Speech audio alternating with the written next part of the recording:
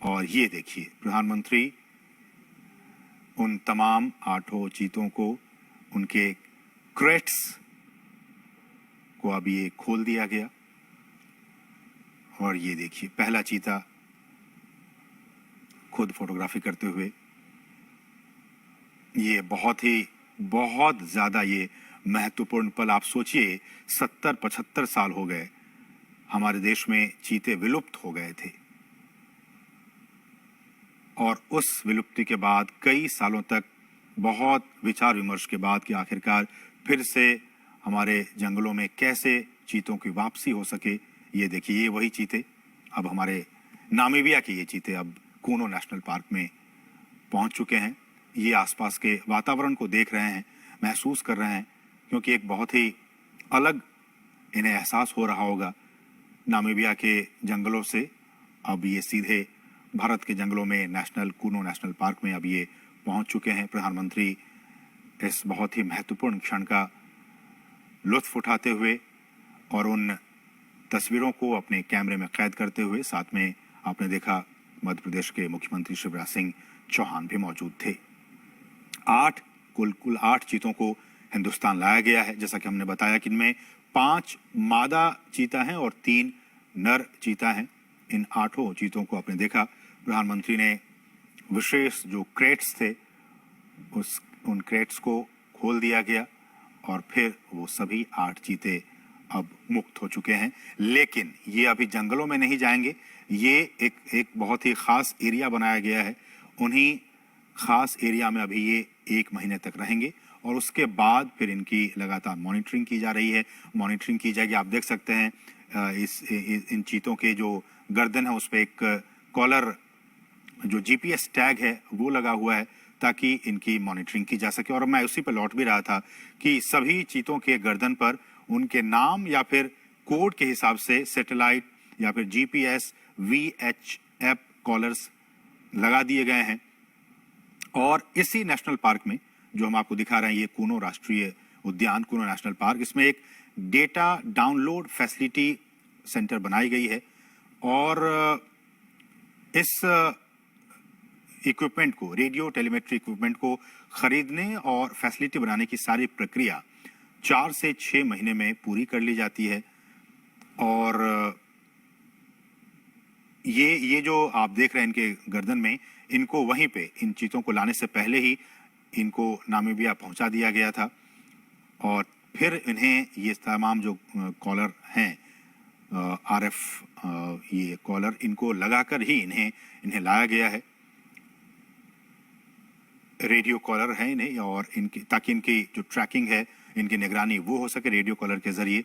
और फिर इन्हें हम जैसे कि बता रहे हैं कि इनको आइसोलेशन में रखा जाएगा और फिर इन्हें जंगलों में मुक्त किया जाएगा। तो ये कुछ अहम बातें हमने आपको बताई कि किस तरह से वहां पे इन्हें पकड़ा गया और फिर उनके बाद उनको जो तमाम रूल्स एंड रेगुलेशंस हैं उनके जरिए इन 8 चीतों को भारत लाया गया है। 70 साल पहले हमारे देश में बहुत सारे चीते हुआ करते थे, लेकिन किन्हीं ना किन्हीं वजहों से वो सारे विलुप्त होते चले गए।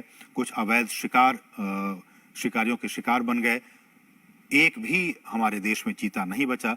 लेकिन सरकार लगातार कई सालों से प्रयास कर रही थी कि हम जो है वो इन चीतों को वापस से एक बार फिर से लाएं, चूंकि पारिस्थितिकी तंत्र भारत का भी बहुत बेहतर है। और जैसे कि हमने कहा कि नामीबिया के जो वैज्ञानिक थे वो महीनों तक यहाँ पे आते रहे, जाते रहे, और यहाँ का जो भूवैज्ञानिक स्थिति है, यहाँ की जो जलवायु है, उनका उन्होंने अध्ययन किया। और अध्ययन करने के बाद ही वो इस नतीजे पर पहुंचे कि इन तमाम चीतों को मध्य प्रदेश में जो कूनो नेशनल पार्क है, वहाँ की जो स्थिति है, परिस्थिति है, जलवायु है, उसके हिसाब से छोड़ना ज्यादा उचित होगा। तो उसके बाद ही ये फैसला लिया गया।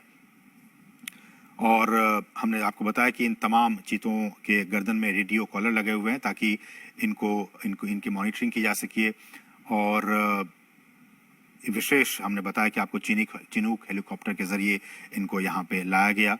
और प्रधानमंत्री मोदी, आप देख सकते हैं, इनको विशेष जो क्रेट्स थे उनको खोलकर और प्रधानमंत्री ने इनको खुद वहाँ मुक्त किया। वो वहाँ पे अब विचरण कर रहे हैं। जो चीता प्रोजेक्ट है, अगर मैं इसकी बात करूं, ये भी बहुत महत्वपूर्ण है आपके लिए जानना कि किस तरह से भारत में चीतों को एक बार फिर से बसाने की यहाँ पे कार्य योजना बनाई गई और इस योजना के तहत 5 साल में देश के कई नेशनल पार्क में ऐसी उम्मीद की जा रही है, जो हमारे वैज्ञानिक हैं, जीव वैज्ञानिक हैं, उनकी तरफ से ये कहा जा रहा है कि अगर ये ट्रांसलोकेशन और यहाँ पे ये सारी चीजें सही अनुमान के मुताबिक प्लानिंग के हिसाब से सब कुछ ठीक रहा, तो आने वाले 5 से 10 साल में इनके जरिए और भी जो बच्चे होंगे उनको ऐसे उम्मीद की जा रही है कि 40 से 50 चीते पैदा होंगे और फिर उनको देश के अलग अलग नेशनल पार्क में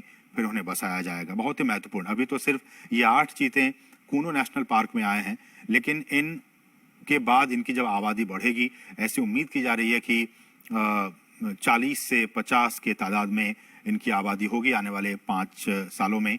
तो उसके बाद इनको फिर देश के अलग अलग नेशनल पार्क में फिर इन चीतों को बसाने का काम किया जाएगा। और इस कार्य योजना के जरिए जैसा कि हम कह रहे हैं कि भारत एक बार फिर दुनिया के सबसे तेज रफ्तार वाले जानवर चीता का घर अब बनने जा रहा है और भारत सरकार ने चीतों को फिर से देश के जंगलों में लाने का काम किया है, बहुत ही महत्वपूर्ण काम किया है। और प्रधानमंत्री जैसा कि आप देख सकते हैं कितने उत्साहित हैं, खुद कैमरे के जरिए उन तस्वीरों को कैद करने की कोशिश कर रहे हैं। प्रधानमंत्री खुद भी चीतों को देश में लाने और इसे बसाने में निजी, बिल्कुल पर्सनल लेवल पे निजी रुचि दिखा रहे थे और उसी का नतीजा है कि आज ये 8 चीते अब हिंदुस्तान की सरजमी पर पहुंच चुके हैं। ये हम आपको बताएं, चीता आपने भी देखा होगा तमाम टेलीविजनों के जरिए, नेशनल ज्योग्राफिक पे, एनिमल प्लैनेट चैनल पे, कि किस तरह से ये जंगलों में रहता है और ये एक मांसाहारी जानवर होता है। भारत से इसका लगभग 70-75 साल पहले खात्मा हो गया था और कहा जाता है कि अवैध शिकार जो रहा वो एक बहुत अहम वजह रहा इनके एक्सटिंक्ट होने के, इनके विलुप्त होने के। ज्यादा शिकार और ये भी कहा जाता है कि जो चीतों का जो नेचुरल हैबिटेट था उनको भी काफी नुकसान पहुंचा था, इसलिए धीरे धीरे विलुप्त हो गए। बहरहाल देश में चीतों को फिर से लाया गया है और हमारे जो जंगल हैं उनका जो इकोसिस्टम है, उनका जो पारिस्थितिकी तंत्र है, ये अब उनके लिए वरदान साबित हो सकता है। जैसा कि हम सभी जानते हैं कि ये जो जानवर है, ये जो चीता है, वो खुले मैदानों में रहते हैं। उनका आवास मुख्य रूप से वहीं होता है जहां उनके लिए शिकार अच्छी खासी तादाद में मौजूद होते हैं। घास के मैदान हो, झाड़ियां हो, खुले जंगल हो, अर्ध शुष्क वातावरण और थोड़ा सा ज्यादा तापमान उनके लिए सही होता है। तो थोड़ा ज्यादा तापमान हो, हम जानते हैं कि मध्य प्रदेश का ये इलाका ज्यादा तापमान इनका रहता है यहाँ पे 12 महीने, इसलिए भी हमारे जो वैज्ञानिक हैं उन्होंने कहा कि ये काफी उचित होगा यहाँ पे इन्हें रखना। घास के मैदान हैं, झाड़ियां हैं, खुले जंगल हैं, ये तमाम चीजें इनके अनुकूल हैं इनको यहाँ पे रखने के लिए, इसलिए यहाँ पे इन्हें लाया गया। चीतों को बचाने के लिए उनके शिकार करने के आधार, उनको हमें बचाने की जरूरत है। उनके शिकार के आधार करने के आधार को हमें बचाना होगा, जिसमें कुछ खतरे में पड़ी प्रजातियां भी शामिल हैं, बल्कि घास के मैदानों की जो दूसरी अन्य लुप्त प्राय प्रजातियां हैं और खुले वनों का जो इकोसिस्टम है, जो पारिस्थितिकी तंत्र है, उन्हें भी हमें बचाना होगा। जिस बेस पे